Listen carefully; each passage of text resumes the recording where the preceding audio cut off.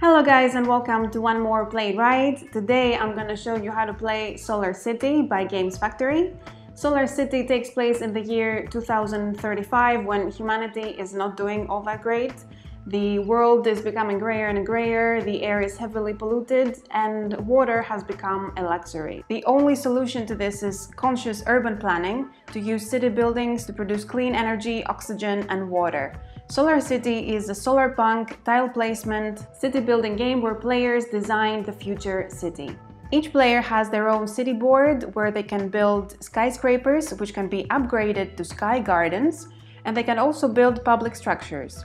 These buildings yield E-points and solar points, which we will see in more detail in a bit. Each action will activate a part of the city. The player who performed it will get the profits from the buildings placed there, and more importantly, will block other players from activating that part in their city.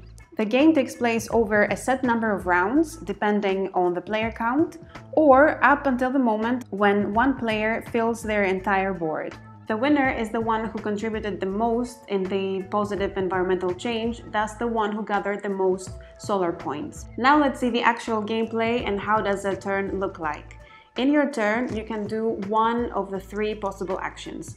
Build a skyscraper, build a public structure, or upgrade a skyscraper into a sky garden.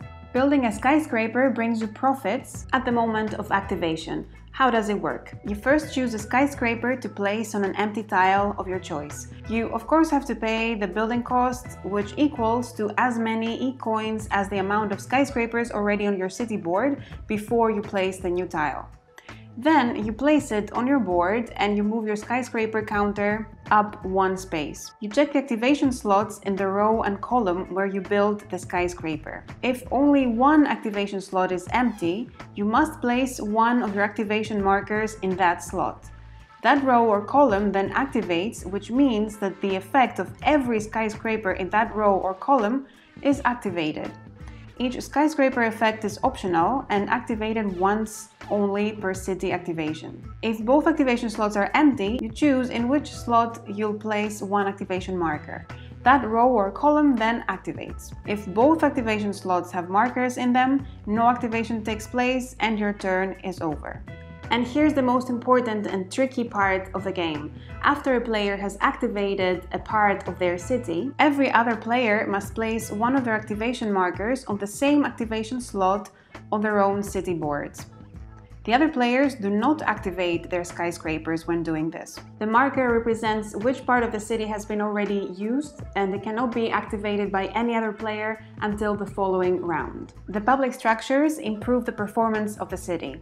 They have an ongoing effect when certain conditions are met and they don't need to be activated like the skyscrapers. You choose which one you want, refilling the empty slot after you take it, and pay a set cost of 6 E-coins. You place it on the slot you like and you check for activation the same way you did for the skyscrapers. The sky gardens cover the skyscrapers in green, activate the wind turbines, install photovoltaic panels, release the water flow, and transform them into a factory of bioenergy and oxygen. To upgrade a skyscraper into a sky garden, you need to choose a skyscraper tile that at least one of its activation slots is not already activated, as in either the column or the row should not have an activation token on it.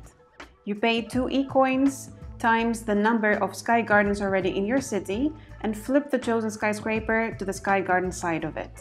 Then you resolve its one-time effect immediately and then you check for activation like we saw earlier. If you want to perform an action or you want to pay a cost and you don't have enough E-coins, you may take a loan. For each loan you take, you gain 3 E-coins and take 1 loan token. You can pay back your loans at any time by paying back double, so 6 E-coins. A round ends at the end of any player's turn when all activation slots have activation markers in them.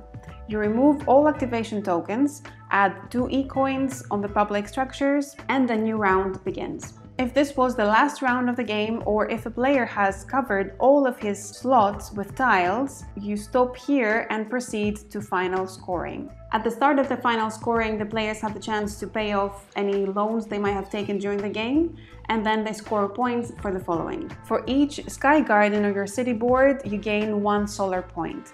For each empty space on your city board, you lose 1 solar point. Each unpaid loan at the end of the game loses you 1 solar point. And for every 12 e-coins you return to the supply, you get 1 solar point. And the player with the most solar points wins the game. Overall, the basics of the game are quite easy to learn, but it's one of those games that requires some more experience to master. Which slots to activate and thus which tiles to build requires some more careful planning and consideration of the other players' city boards. And the players need to keep adapting their strategy to new situations. The solar punk theme is also very interesting. It brings a fresh and optimistic point of view, and it's not too far ahead in the future. There's already certain buildings in the real world that are being used in such a way, like the Bosco Verticale in Milan or the Pasona Urban Farm in Tokyo. And that was Solar City. Thank you guys for watching, and I will see you next time.